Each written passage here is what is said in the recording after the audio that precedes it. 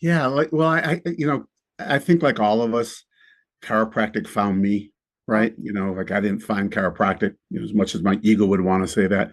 Um, yeah, I had just gotten back from playing basketball in Europe. I was playing in Europe, and finished the season and decided I was just going to go rest. I got signed for another season. This was in France.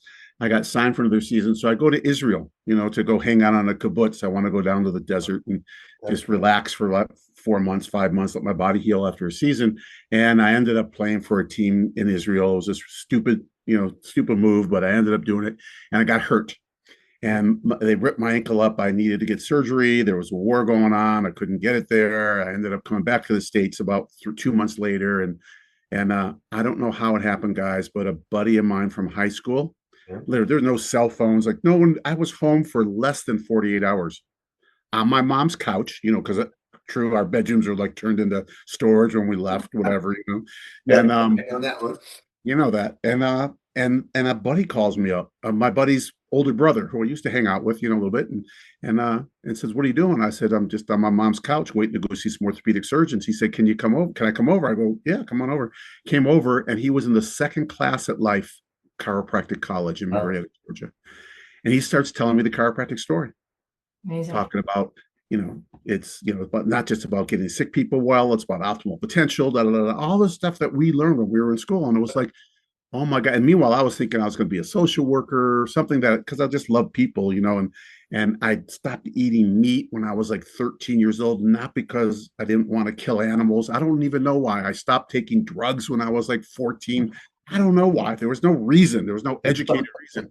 And I just said, and here's the kicker, guys. I've been seeing a chiropractor since I was like 13. Uh-huh.